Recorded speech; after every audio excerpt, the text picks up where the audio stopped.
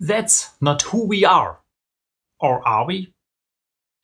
Welcome to this little video episode about a question and a topic that's raised frequently by my customers and leaders all over the planet.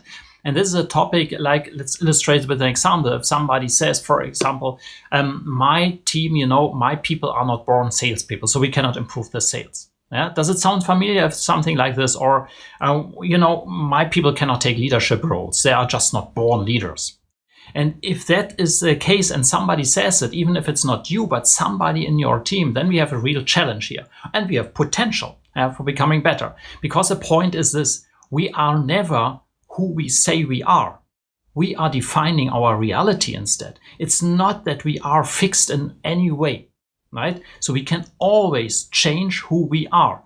And by defining this, we can also change our outcomes. It's profound, it's simple as it sounds. It's so profound. And in psychology, it's very much a proven fact.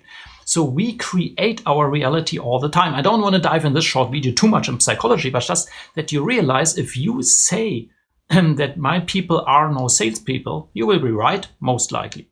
If you say that no matter what, you have a team that really can increase revenue and make more sales, just in this example, then most likely you will be right too, because then you invest the right things in doing this. And it's absolutely possible. The thing is this, I give you a 3-step little process here, just on the surface, to help you a bit leverage that, because the impact is amazing. If you do this and say, okay, we can change our reality, we are powerful enough to do this, then you have all in your hands. And that's exactly what peak performance teams do. Winning teams do this. They don't believe in the status quo. They say, okay, let's define a new reality. And this is exactly the first step already. So the first step is that you will create that you and your team, and sometimes you need to explain, and I recommend very much that you get also an outside view into this, an outside expert, that you prepare your team that this is possible. That's basically the difference between a growth mindset and limited mindset, as it's sometimes also described. And it's about this, and open this to the people. Many people have never thought of this. I think always, oh, I'm not a salesperson, I'm not a leader, I'm not this, I'm not that, I'm not good in languages, I'm not good in numbers. And break this paradigm and say, no, you are what you say you are. So you can change that at any time. So that's the first thing. Then number 2, very, very important, is then set an intention. And this is what I miss almost all the time, saying, okay, who are we and who do we want to be? Much more important, who do we want to be? So what is characterizing our future identity? If we say, for example, yes, we want to be an organization of great leaders, even without a title.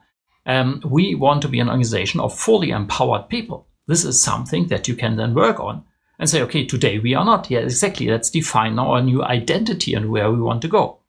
Very, very powerful. So you can do this together and say, oh, really, these are our standards of the future and how we think and act and our attitude is, right? So it's not only what we do, it's also how we think that is different, right? And number 3, you need to initiate, of course, the change. And the difficult thing is always the initial spark to really get the things going. So you need to be very bold in saying, okay, we change something to the better already. So you need to help your people, for example, define for themselves new behavioral standards and change some of their attitudes. And there are some processes for doing that. This is very important, because otherwise it happens. Let's get back to this example with the sales. If somebody says, yeah, I tried this and I tried to call the first 10 customers with a new mindset, but it didn't work, so I give up again. And this is exactly what happens in all kinds of situations. So you need to prepare the people and say, okay, we do this no matter what, and we do it really for a long time. And repetition is the mother of all skill and also of all change. So I hope this helps a bit to break this paradigm and say, we are not who we are, because you are not. You are who you define to be and you want to be. And it's better to take control of this and be in charge for shaping the future of you, yourself, your team, and your entire organization. Hope this helps. I see you in one of the next videos. If you like this video, just share it, forward it, and also add your comments. And if you have any further questions, just contact me. Drop me a note.